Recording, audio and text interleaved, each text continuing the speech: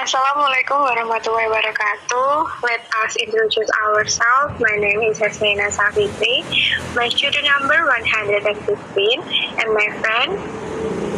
My name is Melina Nur Aziza and my student number is 107. Okay, I'm the first speaker as narrator and Melina as translator. Text 1. Students' perspective on the challenges of home learning during a pandemic. As a student in a home learning program, online school was difficult to adapt because we had not been prepared beforehand by simulation or activities. Students said the home learning curriculum was much more overwhelming than traditional classes. Some of the most common reasons for this were as follows. Normal classes were challenging, but getting friends made it much easier to handle and less stressful. Online classes take out the benefits of having friends to socialize with and being stuck alone with nothing but assignments. Many students who participate in home learning programs claim that the workload of online courses is too much for them. The general consensus is that while home learning programs are extremely beneficial and a good alternative to school when schools are closed, students may need some time to adjust to them because they are a new idea for which few people have prior experience. This is because the students lack the devices and internet access to be able to participate in online classes, and the schools don't have the capacity to teach online. Unlike in New York, where devices are distributed to students by school and private companies, in Indonesia, there is yet to be this kind of effort. Students' perspective on the challenges of home learning during a pandemic. As a student in home learning program, online school was difficult to adapt because we had not been prepared beforehand by simulations or activities. Students said the home learning curriculum was much more overwhelming than traditional classes. Perspektif siswa tentang tantangan pembelajaran di rumah selama pandemi. Sebagai siswa dalam program belajar dari rumah, sekolah online sulit beradaptasi karena kita belum dipersiapkan sebelumnya oleh simulasi atau kegiatan. Siswa mengatakan kurikulum belajar di rumah jauh lebih banyak daripada kelas tradisional. Some of the most common reasons for this were as follows. Normal classes were challenging, but getting friends made it much easier to handle and less stressful. Online classes take out the benefits of having friends to socialize with and being stuck alone with nothing but assignments. Many students who participate in home learning programs claim that the workload of online courses is too much for them. Beberapa alasan paling umum untuk hal ini adalah sebagai berikut. Kelas normal memang menantang, tetapi mendapatkan teman membuatnya lebih mudah ditangani dan mengurangi stres. Kelas online mengambil manfaat dari memiliki teman untuk bersosialisasi dan terjebak sendirian hanya dengan tugas. Banyak siswa yang berpartisipasi dalam program pembelajaran di rumah mengklaim bahwa beban kerja kursus online terlalu berat bagi mereka. The general consensus is that while home learning programs are extremely beneficial and a good alternative to school when schools are closed, students may need some time to adjust to them because they are a new idea for which few people have prior experience. This is because those students lack the devices and internet access to be able to participate in online classes, and the schools don't have the capacity to teach online. Unlike in New York, where devices are distributed to students-based schools and private companies, in Indonesia, there is yet to be this kind of effort. Kesepakatan umum adalah bahwa sementara program belajar di rumah sangat bermanfaat dan merupakan alternatif yang baik untuk sekolah ketika sekolah ditutup. Siswa mungkin memerlukan waktu untuk menyesuaikan diri dengan mereka. Karena itu adalah gagasan baru yang hanya sedikit orang yang memiliki pengalaman sebelumnya. Ini karena para siswa tersebut kekurangan perangkat dan akses internet untuk dapat mengikuti kelas online. Dan sekolah tidak memiliki kapasitas untuk mengajar secara online. Tidak seperti di New York, di mana perangkat didistribusikan ke siswa oleh sekolah dan perusahaan swasta. Di Indonesia, belum ada upaya yang seperti ini. Students' perspective on the challenges of home learning during a pandemic. As a student in a home learning program, online school was difficult to adapt because we had not been prepared beforehand by simulation or activities. Students, the home learning curriculum was much more overwhelming than traditional classes. Some of the most common reasons for this were as follows. Normal classes were challenging, but getting friends made it much easier to handle and less stressful. Online classes packed on the benefits of having friends to socialize with and being stuck alone with nothing but assignments. Many students who participate in home learning programs claim that the workload of online courses is too much for them. The general consensus is that while home learning programs are extremely beneficial and a good alternative to school when schools are closed, students may need some time to adjust to them because they are a new idea for which few people have prior experience. This is because the students lack the devices and internet access to be able to participate in online classes, and the schools don't have the capacity to teach online. Unlike in New York, where devices are distributed to students by schools and private companies, in Indonesia, there is yet to be this kind of effort.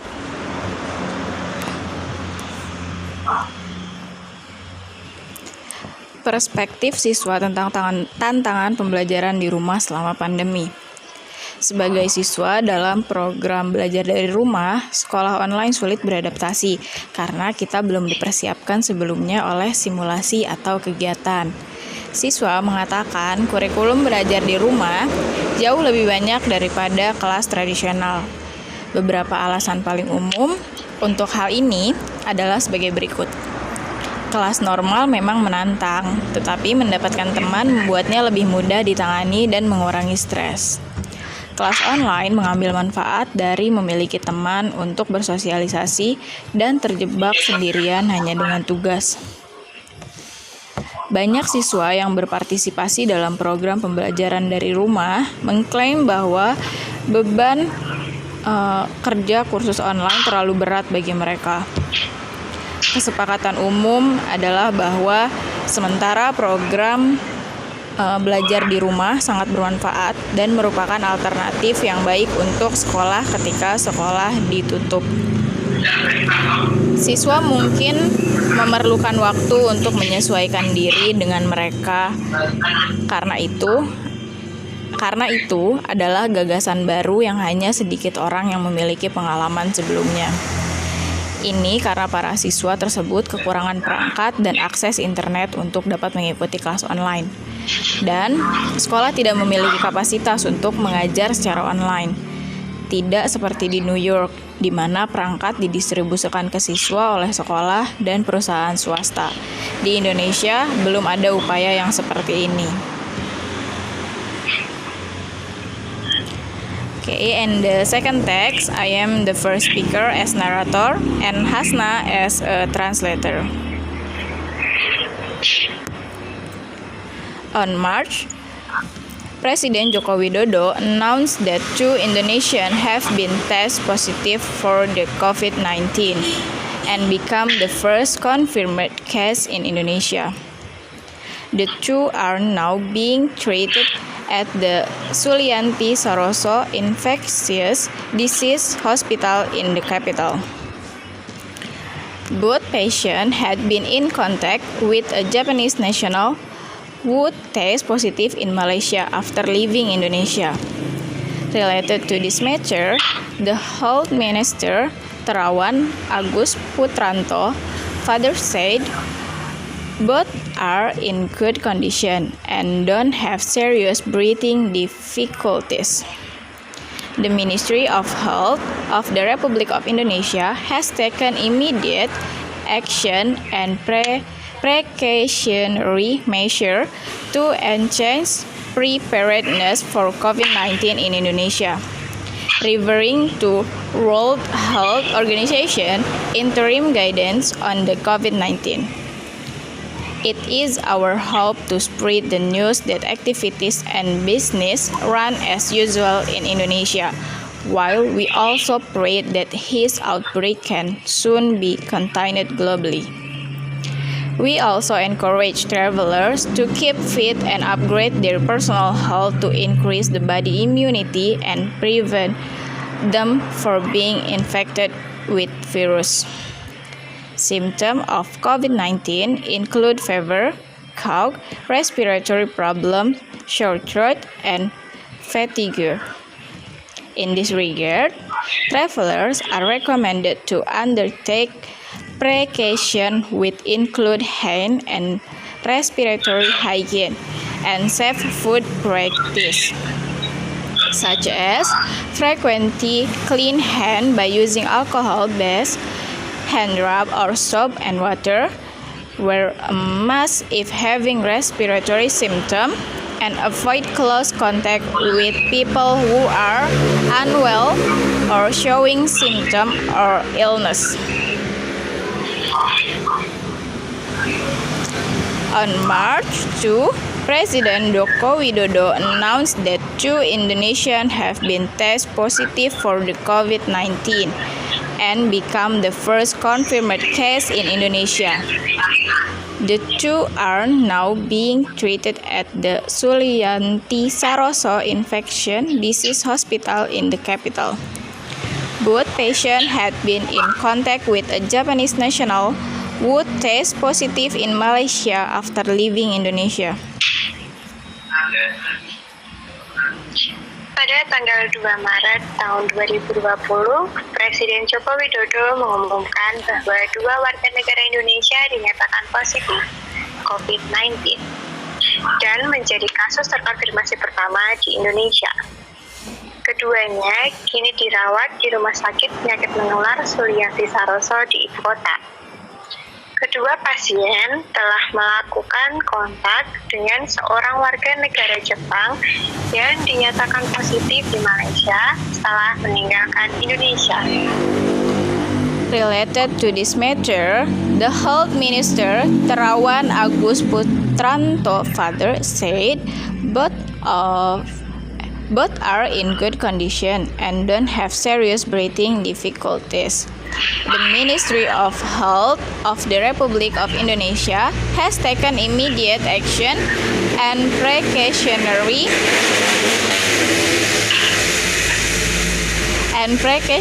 measures to enhance preparedness for COVID-19 in Indonesia. Referring to World Health Organization interim guidance on the COVID-19. It is our hope to spread the news that activities and business run as usual in Indonesia, while we also pray that this outbreak can soon be contained globally.